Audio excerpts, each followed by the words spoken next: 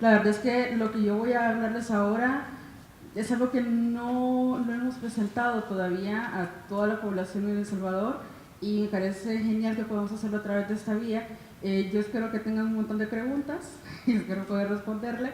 Hablar de la identidad en El Salvador es sumamente importante y en el contexto del 12 de octubre, cuando hablamos de aquella invasión y de aquel primer contacto Europa, América, también tenemos que pensar en África. Para mí es súper importante que también lo tomemos en cuenta y por esta razón es que ahora precisamente voy a hablar de mulatos y afrodescendientes en el siglo XVIII en San Salvador sobre todo.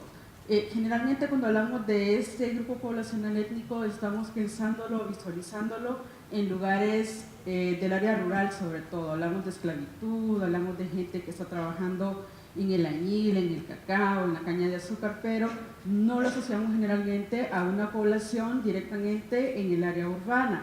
En este caso, pues, hablar de mulatos, afrodescendientes y africanos esclavizados, para poder entenderlo hay que saber de dónde venían. Ellos llegaron de los grupos culturales que nosotros hemos podido identificar han venido de estas dos zonas.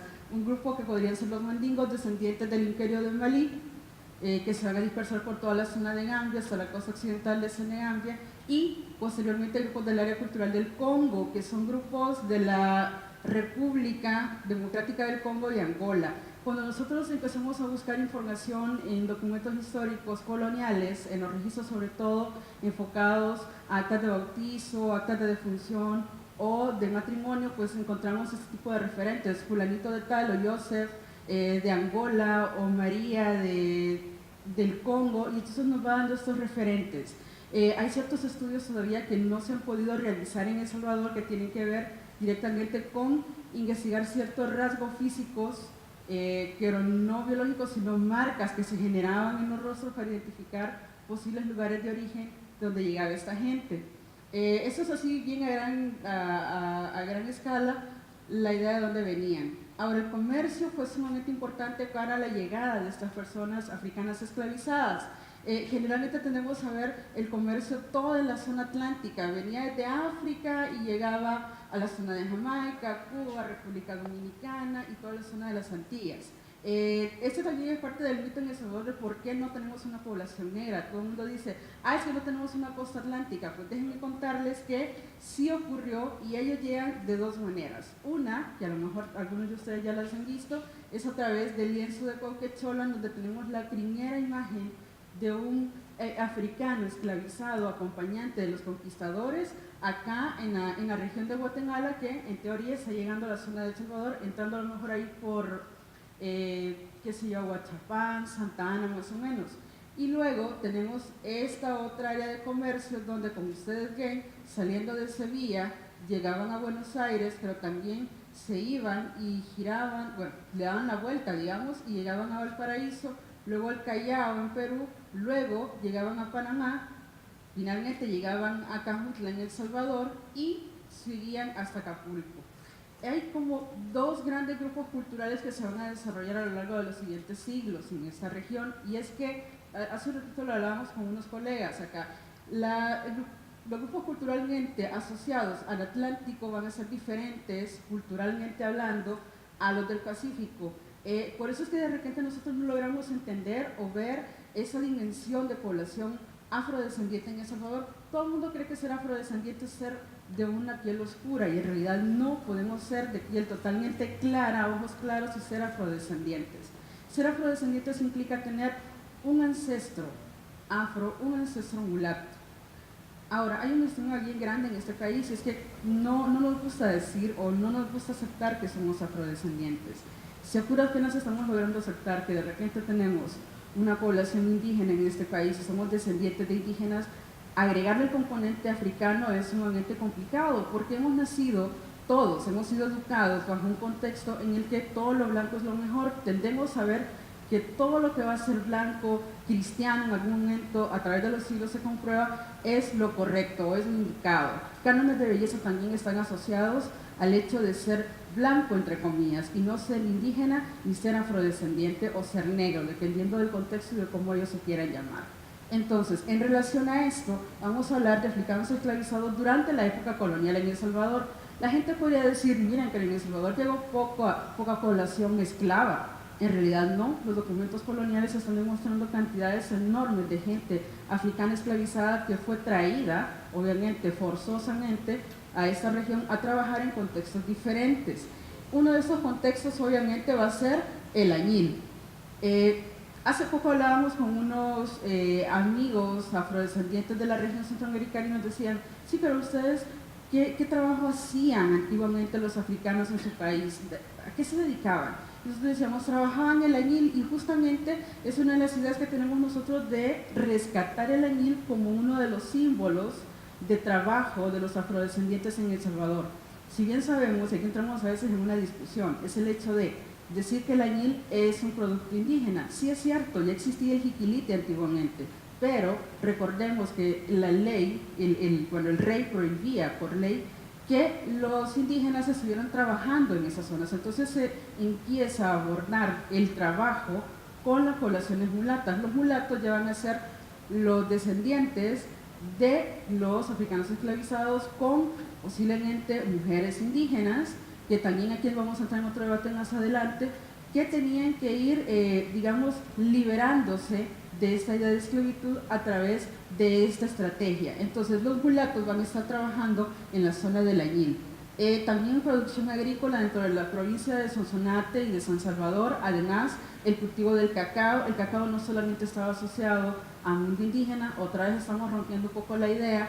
El bálsamo, el añil, el hierro, la caña de azúcar. Estos grandes espacios también generaron otros lugares interesantes. Por ejemplo, cuando Roger les comentaba de que yo platiqué porque no fue tanto charla, platiqué con la gente de Sonsonate sobre el origen de la población afro del barrio El Ángel, yo les comentaba de que el barrio surge a raíz del ingenio de hierro El Santo Ángel de la Guarda, que está en Sonsonate. Bueno, todavía están los restos materiales de ese sitio. Lo interesante es que son los frailes dominicos los que van a constituir este espacio como una población de negros y de afrodescendientes en ese momento. A partir de ahora, cuando hable de la colonia, voy a referirme a ellos como mulatos, y ya no tanto como afrodescendiente, que es un concepto que surge en el siglo XX, siglo XXI. Entonces, para que ustedes me entiendan, los mulatos del barrio del Ángel trabajaban en el ingenio El Ángel y estaban bajo la advocación de Nuestra Señora de los Ángeles. Interesante saber que allá en Costa Rica, también durante el mismo periodo colonial, los mulatos trabajaban en función del cacao y su santa era Nuestra Señora de los Ángeles. Justamente la patrona va a ser la misma que ocurre en Sonsonate en este momento, y se van a dedicar también al cultivo del cacao, no solo de la minería como les acabo de mencionar. En el caso de El Salvador del siglo XVII, pues tenemos diferentes lugares donde hemos encontrado registros. Hay diferentes historiadores, investigadores a nivel regional que han abordado esta temática y han podido constatar, por ejemplo, Poloquén, que dice que en las diligencias patrimoniales de 1671, 81, 91 y 1701 encontró estos datos interesantes. Para Santa Ana está hablando de un 32%, abarcando Atiquizaya, Huachapán, Chalchuapa, Metacán, Texistepeque y la villa de Santa Ana, obviamente. Tararmenia, el 70%, Sonsonate con el 35%, Zacatecoluca y Santiago Nonalco, 46%, San Miguel un 37% y finalmente San Salvador con un 42%. Estamos hablando de los primeros siglos de la época colonial. Quiere decir que desde un inicio la población africana esclavizada y mulata está siendo partícipe de la vida social, cultural, política y económica de la villa de San Salvador. Si yo me voy a la relación geográfica de Galvez y Corral de 1740, vuelvo a encontrar un dato interesante, y es que los indígenas están en una cantidad de 2.700 según el censo, y los mulatos en una cantidad de 8.519. Los mulatos están casi poniéndose al mismo nivel en cuanto a población con los indígenas. Los españoles obviamente van reduciendo, teniendo un total de 18.090 personas para San Salvador en 1740. De esa cantidad, casi la mitad va a constituir a la población mulata o afrodescendiente o ladinos, que en algún momento la gente entró en debate diciendo, bueno, ¿son ladinos o son mulatos o cómo es el asunto? Debo contarles que esta calidad, porque así se le va a llamar este concepto de mulato, de ladino, va a surgir a partir de la observación. Eran los frailes los encargados de hacer las actas de bautizo, o a veces también los documentos civiles, donde se sentaban a los niños. Eran ellos los que decían, bueno, si es de color clara, puede ser un español, si es de color oscuro, puede ser un hijo de un negro o una negra, pero si tenemos un tono en medio, puede ser un mulato, porque no tenemos un color exacto. La idea de los conceptos de las castas está bien diferenciado tanto en México como en Perú. En el caso de El Salvador, para no variar, tenemos diferencias, porque creo yo que se adaptaban a las necesidades y a las cosas que la gente estaba observando. Entonces no coinciden los discursos de esos dos puntos de América con El Salvador, siempre va a ser igual. Cortés y Larraz, entre los años 1769 y 1770, hace un recorrido por todos los pueblos de la villa de San Salvador y encuentra un dato importante. Este es el mapa para que ustedes tengan la idea del siglo XVIII. Este es San Salvador. Para ese momento hay de españoles y ladinos 7.118 personas. En su documento, Cortés y Larraz no mencionan para el caso de San Salvador a la población mulata. Esta fue una de las grandes incógnitas. Bueno, entonces, ¿a dónde estaban los mulatos en San Salvador para ese momento? Empezamos a hacer una serie de investigaciones y es a partir de documentos coloniales donde podemos rastrear esta huella mulata dentro del San Salvador urbano. Gracias también a estos documentos parroquiales hay una Virgen de los Cautivos, que es Nuestra Señora de la Merced. Esta orden se va a establecer desde 1599, y es San Salvador de 1594. Lo interesante es que a partir de ese momento empezamos a encontrar ciertos rastros que nos iban a decir, miren, aquí hay una huella de donde estaba esta población.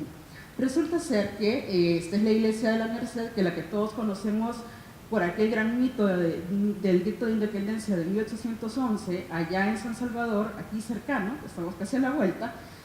Este lugar es un momento importante porque está evidenciando ya en documentos dónde está ubicada esta población.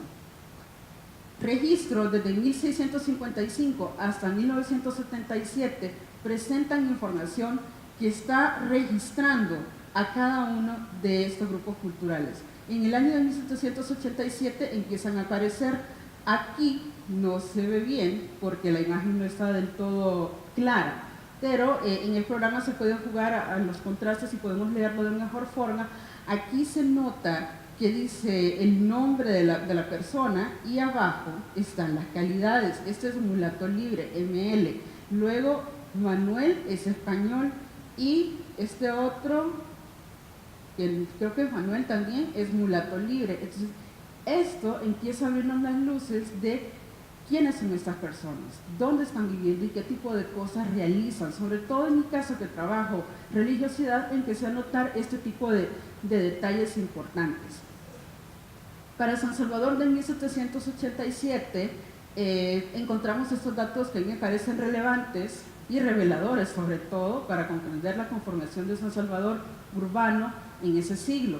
Quiero decirles antes de continuar que este estudio que estoy realizando, este es un avance de lo que estoy trabajando.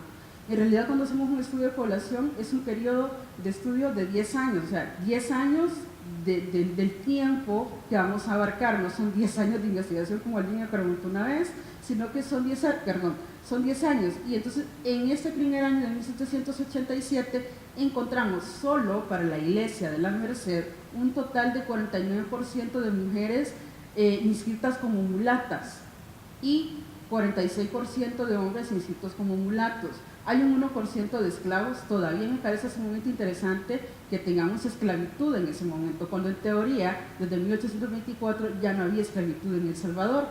Luego mestizos, 0%, españoles un 2%, españolas y españoles un 2%. Entonces estamos hablando de una población alta de gente mulata viviendo en ese momento. Para 1788, pues toda esa cantidad del 85% son determinados mulatos libres. Los mulatos libres son aquellos que se van a diferenciar de los mulatos en relación a que a lo mejor estos podían ser esclavos, pero no lo aclara tanto el documento. De repente hay ciertas preguntas que el documento nos arroja, de las que no podemos tener una respuesta a la brevedad. Como les digo, esto es parte de 3 años de investigación nada más. Hay un 4% que no clasifica qué tipo de qué grupo étnico pertenece, luego un 5% de indios.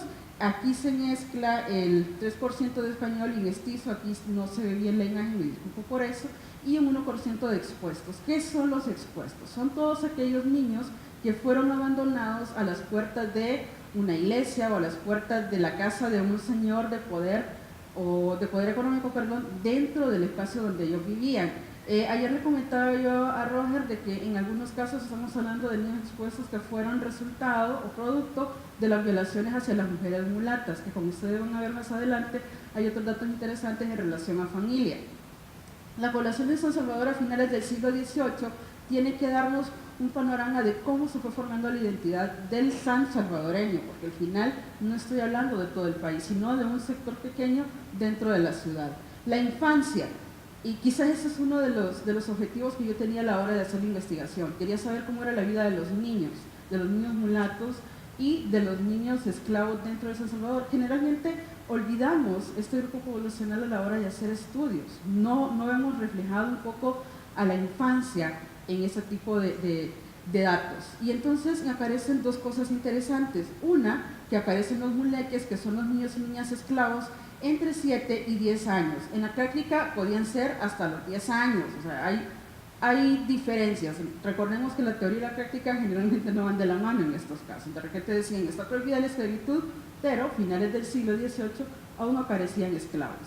Y tenemos los mulatillos y las mulatillas, que eran niñas y niñas nacidos de padre y madre descendientes de africanos libres o esclavizados, junto con un indígena, un español, una española, en fin, hay diversidad de alianzas, digamos, lícitas o ilícitas que se estaban desarrollando, y el producto de ello eran los mulatillas y los mulatillos. Los tipos de familia, pues fíjense de que viendo todas las tablas, todos los resultados que íbamos obteniendo, aparecen los monoparentales, las nucleares y las extensas. Las extensas para mí quizás son de las más interesantes, porque si estamos hablando de grupos poblacionales que no estaban arraigados a un territorio y que además habían sido traídos forzosamente de otros lados, lo que te toca es hacer tus familias. O sea, no tienes una familia biológica, pero sí empezás a juntarte con gente con la que te llevas bien, gente que a lo mejor pudo haber sido tu pariente, gente que venía de tu mismo lugar de origen o que venía del hogar de origen de tus padres, y así la gente se iba uniendo y haciendo alianzas más grandes y familias mucho más grandes. Los conceptos pueden ser diferentes en algún momento en relación a los conceptos actuales que tenemos de familia, pero estos tres quizás son los más interesantes. Los monoparentales sobre todo nos llevan a ver esto. En 1787 hay un 73% de familia nuclear y en 1788 un 68%. Si se fijan, el monoparental del 87 es del 26% y del 88 del 31%. Estamos hablando de que creció rápidamente. ¿Y qué ocurrió entonces en ese momento para que ocurriera esto? Pues resulta que hay un montón de casos de mujeres de madres solteras, cosa que me llamó poderosamente la atención. Y esto se debía a que, obviamente, a lo mejor eran alianzas no formales con personas de otros grupos étnicos, y que eso a lo mejor podría generar una tensión o una presión a nivel social. Entonces las mujeres optaban por ser madres solteras, tener a sus niños, y en algunos casos, como yo les decía, abandonarlos en las puertas de los padres de los niños, que podían haber sido señores de poder económico o en algunos casos los amos de las esclavas. Hay un montón de casos de esclavas. Pero ¿qué ocurría entonces alrededor de los niños? Se crearon alianzas sumamente importantes. Esta quizás sí la voy a leer, no me gusta leer en las presentaciones, pero esta sí la voy a leer para que se hagan la idea. Manuel de la Cunza, cura rector interino de la ciudad de San Salvador, el día 24 de mayo de 1787, preguntó a Diego Argueta y a la esclava Francisca Prieto ¿Qué nombre poner a la niña que estaba siendo desde ese momento hija de Dios? A lo que ellos respondieron, Juana Nepomucena. Posteriormente, la Kunza soplaría 3 veces en su rostro para exorcizarla, haciéndole una cruz en la frente y poniéndole sal en la boca. Luego rezaría el Padre Nuestro y el Credo. Con saliva en sus dedos tocó las orejas y la nariz de la mulequita, o sea, de la niña. Además, le ungiría el pecho y la espalda con el óleo de la salvación, y para finalizar el ritual cristiano, invocó a la Santísima Trinidad repitiendo: yo te bautizo en el nombre del Padre, del Hijo y del Espíritu Santo. Amén. A su lado se encontraba su padrino, don Antonio Bonachea, quien desde ese momento tendría obligación moral y parentesco con los padres y su hija. ¿Quién está diciendo ese texto? Aquí hay cosas bien interesantes. La primera, estamos hablando de una relación de un señor, Diego de Argueta, con su esclava, Francisca Prieto. Tienen una niña, la bautizan. Recuérdense que estamos hablando de un contexto ya cristianizado. Ser cristiano para los mulatos, para los negros, era sumamente importante porque se volvían hijos de Dios, tal cual dice el documento. En el caso de los africanos esclavizados, nunca iban a llegar a ser cristianos del todo, sino cristianos conversos, así como los judíos, como en algún momento los musulmanes que se cambiaban de religión o de fe. Pero estos detalles de alianzas también generaban un control sobre el espacio territorial. Es decir, si yo busco a doña fulana o don fulano para que sea el padrino de mi hijo, estoy garantizando la vida de este niño o de esta niña. ¿Cuál es la responsabilidad de los padrinos todavía? ¿Cuál es la responsabilidad que ellos tienen? Además, eso generaba también que en este caso el amo, Diego de Argueta, establecía una nueva esclava que iba a ser su hija, pero que era otra esclava, otro objeto más con el que podía contar a la hora de tener ciertas negociaciones o de ciertos trabajos que ella podía desarrollar. También implicaba, como aquí abajo dice don Antonio Bonachea, es don. Cuando hablamos de don, estamos hablando de un personaje español de un rango importante. También estaba garantizando que el otro español reconociera a la niña como esclava y que también esto generaba una mayor riqueza. Tener esclavos nunca fue algo barato, sino que era sumamente costoso. Entonces también está abonándole a la idea de la economía de la región. La imagen que ustedes tienen es la escena de bautizo de Santa Efigenia, una de las santas negras del cristianismo primitivo, que llega a África, y a partir de ahí empiezan a cristianizar a los africanos que traen este culto hasta El Salvador. En el caso del Santo Ángel, que yo les mencionaba hace un ratito, también tienen a una Santa Efigenia y a varias niñas bautizadas como Santa Efigenia. En el caso de San Salvador, también aparecen niñas con ese nombre. Aparece una imagen en el antiguo molino de la Merced, que otra vez se va repitiendo la constante de la Merced y los mercedarios en relación a la población negra y afrodescendiente. Redes sociales y parentales, padrinos y madrinas con la calidad de español española y de mulato libre. Eso también iba a generar un mayor sentido de pertenencia y de comunidad dentro del espacio geográfico que ellos estaban habitando. Nombres importantes que se van a ver a partir de estos hallazgos. Miren, hay mulatos libres, esclava. El nombre es Crisanto Evaristo, su madre es Andrea Sara, esclava, es un mulato libre, el niño nace como esclavo, y el padrino es don Pedro Martí Fleites. Aquí empiezan a aparecer apellidos también, que más adelante les he sacado un cuadro para que lo vean, en relación a de dónde venimos también. ¿Quiénes somos los salvadoreños de San Salvador? ¿Cuál es tu apellido? ¿Cuál es el mío? A lo mejor yo puedo tener algo de afrodescendiente y ni siquiera estoy enterado o enterada. La idea es que estos apellidos, los que están en rojo, son los de los esclavos: Prieto, Bernal, Castilla o Castillo. Apellidos de mulato: Rica, Cuca, Cantor, Curador. Bueno, ahí están todos. Lo interesante es que muchos de esos apellidos tienen que ver con un oficio o con un trabajo desarrollándose en San Salvador en ese momento. ¿Dónde estaban ubicados? Me voy a adelantar. Aquí, Barrio La Vega. Barrio La Vega, que antiguamente fue el Terrenate. El Terrenate fue el asentamiento, quizás el segundo asentamiento de la villa de San Salvador. Los españoles, después de venirse de Ciudad Vieja y en Suchitoto, se establecen en esta zona y luego ellos van subiendo a esta zona. Pero quienes están utilizando el espacio geográfico ahora son los mulatos.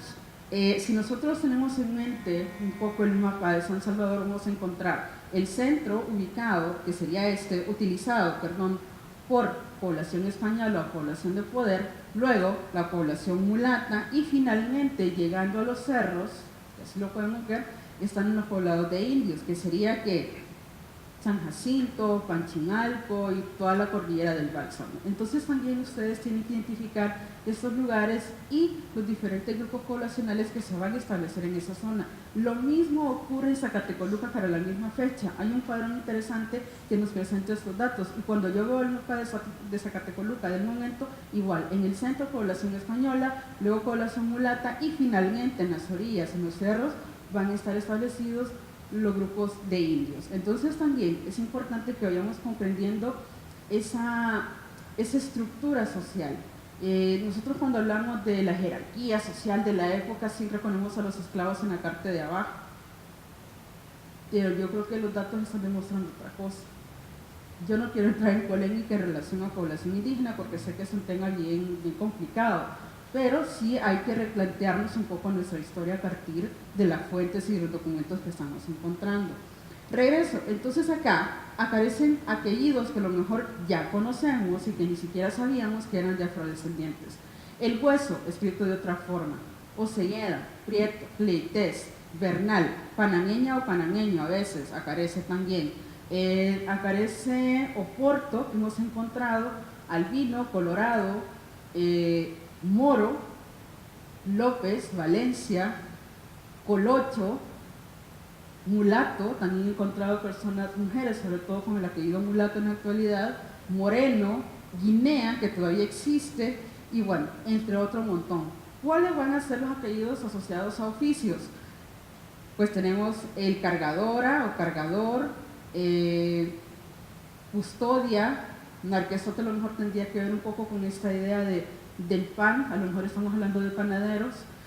También podemos hablar de los costeños, que a lo mejor era gente que venía de la costa y trabajaba en función de la costa, y bueno, cantor, curador, vividor, bailes, todo ese tipo de apellidos que van a hacer alusión a una actividad, más que a una identidad étnica, sino una identidad de lo que yo trabajo, de lo que a mí me gusta, de lo que yo hago.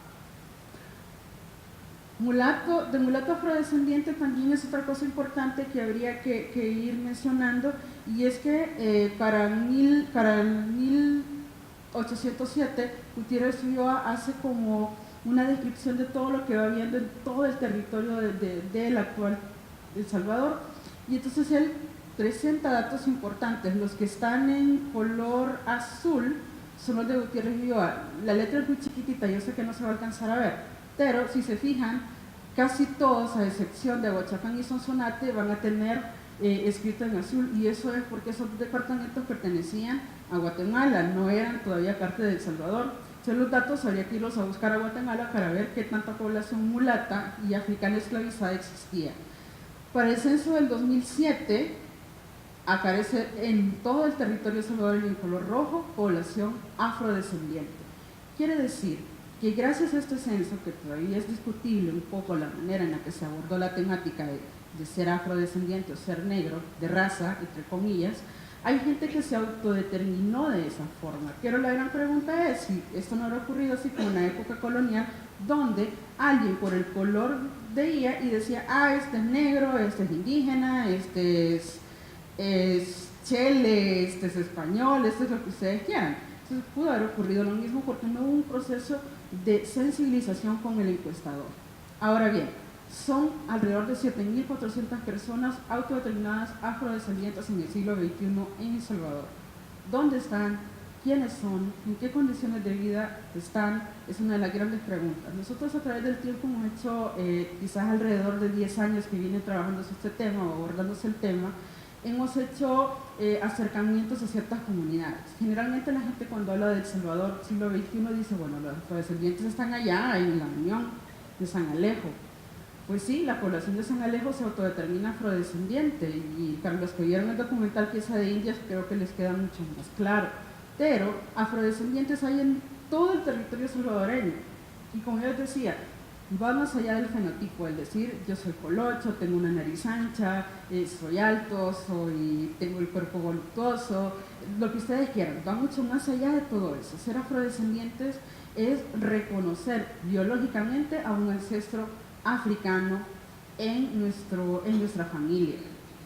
Ahora, la gran pregunta es, si nosotros somos afrodescendientes, ¿por qué no tenemos una cultura negra? Es que ese es el punto. Tenemos una cultura afro, pero no la vemos. Porque tenemos la venda de la idea de el ser español y tenemos la venda de somos indígenas todos. En el momento que nosotros nos las quitemos y empecemos a ver mucho más detenidamente ciertas cosas, vamos a entender qué elementos culturales afrodescendientes tenemos en El Salvador. Dan desde la religiosidad, hay diferentes cultos a santos negros en El Salvador. Ya les hablaba de Santa Efigenia, que está extinto, quiero ver, desapareció en el siglo XVIII, si mal no recuerdo. Luego viene un San Benito de Palermo desde el siglo XVII hasta el siglo XXI, que lo ubicamos allá más que todo en la zona de Erehuayquín, del antiguo curato de Erehuayquín, un poco la zona de Usulután, San Miguel, San Vicente y ahora Zacatecoluca. También se suma que acabamos de encontrar otra imagen importante dentro de la iglesia de San Benito. Luego tenemos la creencia religiosa en Fray Martín de Porres, que va a sustituir al San Benito de Palermo, que ese sí lo encontramos en un montón de iglesias en todo el país. Incluso San Salvador, en la iglesia del Rosario, lo tienen. Les quiero comentar que en el contexto de las fiestas de la Virgen del Rosario también existió una cofradía de la Virgen del Rosario de los Morenos de San Salvador. Y si recordamos, la iglesia del Rosario está a un par de cuadras de la iglesia de la Merced. Quiere decir que entonces la iglesia de la Merced ya no solo era el lugar donde llegaba la población mulata, que era bautizada, casada, confirmada y que le daban los santos óleos con uno de los personajes importantes de la historia salvadoreña, que era Matías Delgado. Era el único que los estaba bautizando, nadie más. Entonces, la iglesia del Rosario también se suma a esta población. ¿Por qué? Si era una población tan mínima como la historia ha dicho a través del tiempo, empezó a crecer. ¿Y por qué dos iglesias van a tomarse la tarea de bautizar a esta gente? Quiere decir que había un grupo poblacional muy alto que estaba sentado en ese lugar. De ahí ustedes ven Catedral, el Calvario, que es posterior, todavía no van a encontrar ese tipo de registros, no existen.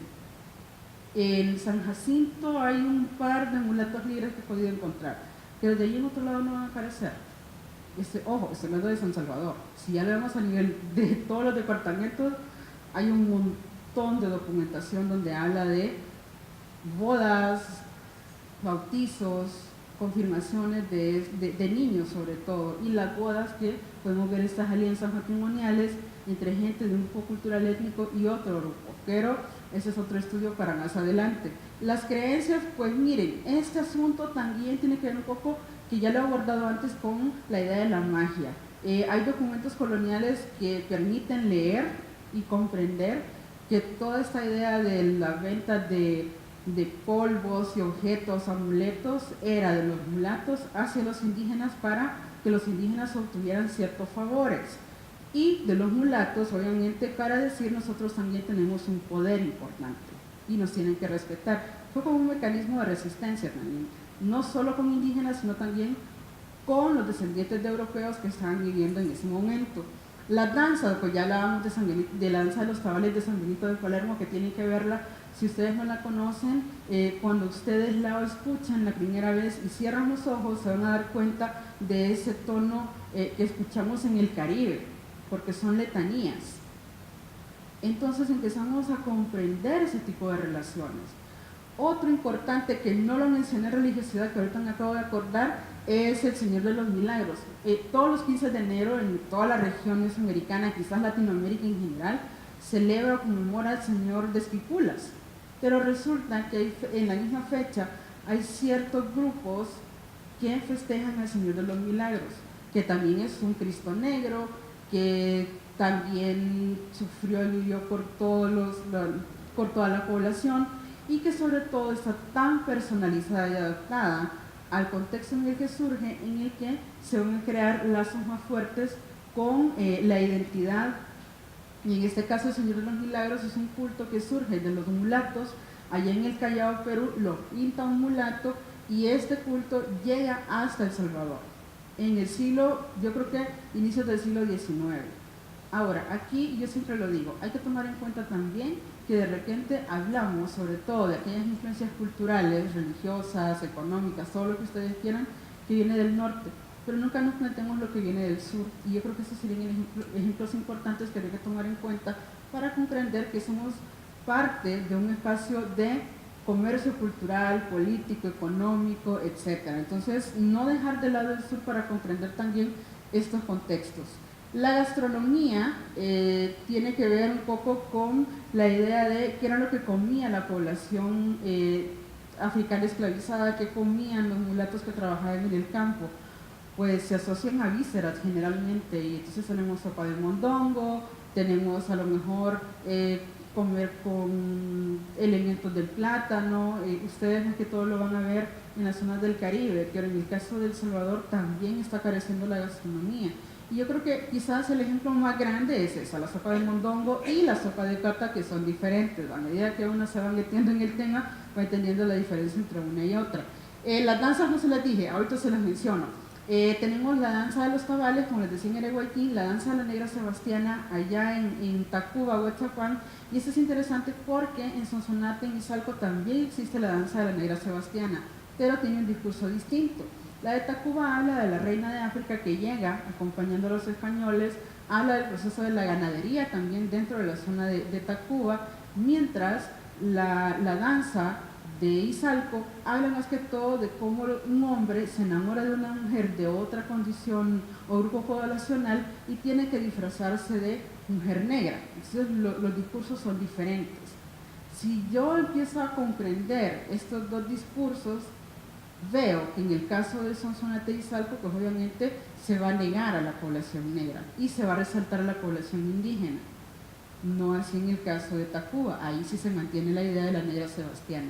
También en Conchagua aparece la danza de la sanjuaneada, y esta danza solo tiene 3 personajes. Uno es un español que viene a ser como el gracejo de todas las danzas, que es aquel que está jugando, interactuando con la gente, y los otros personajes son un hombre negro y una mujer negra, con un traje que para mí, el traje de la mujer es quizás de lo poco rescatable que podemos entender en relación a la vestimenta de las mujeres mulatas de siglos pasados.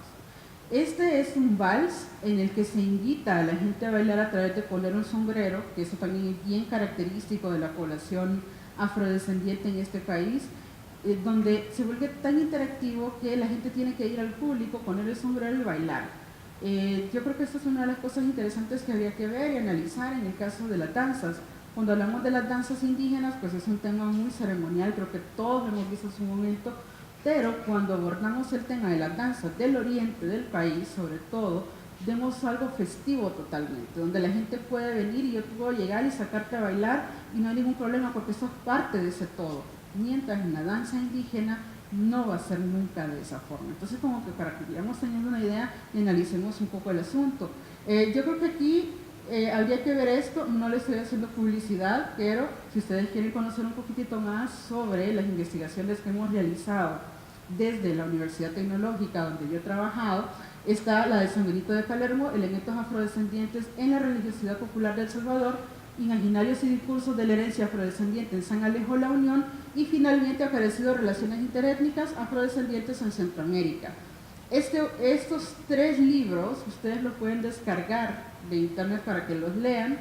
Yo prometo que no son aburridos, se van a entretener, van a descubrir un montón de cosas que creo yo que es el objetivo de estas charlas, que ustedes se vayan con la espinita de querer saber más y sobre todo de preguntarse si ustedes también son afrodescendientes o no. Ser afrodescendientes es una cuestión de orgullo. A medida que nosotros nos vamos metiendo en el tema afro a nivel regional, porque la idea del afro a nivel regional es somos nación, esta gran nación nos invita a que nosotros conozcamos cuáles son nuestras herencias culturales africanas, cuáles son las que yo todavía tengo en práctica y cómo yo puedo sentirme orgullosa y visibilizar a esta población. En realidad, hablar de la población afro, yo podría pasar hablando un montón de horas, pero yo creo que voy a llegar hasta acá. Les quiero agradecer su atención, su asistencia, y cierro con una de las imágenes que a mí más me gusta, que es un poco el rol de la mujer dentro de la población afro. Recordemos que gracias a ella se mantiene la tradición oral, que gracias a ella se han logrado un montón de revoluciones. En la época colonial fueron estas mujeres las que a través de la venta de carne un día se levantan y hacen temblar al reino de España para decir, señores, somos mujeres y también nosotras tenemos un poder dentro de la sociedad. Estas mulatas que ven acá han tenido un rol fundamental en El Salvador.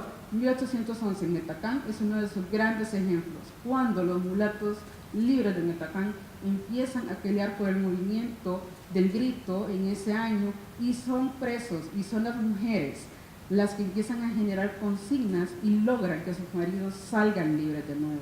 Y así la historia continúa. En el caso de 1811, repensemos la historia, leámosla mejor, veámosla con lupa, quitémonos un poco aquellas ideas de lo indígena y lo español, sintámonos orgullosos de esta otra herencia salvadoreña, de esta tercera raíz, y de verdad los invito a que investiguen en su familia.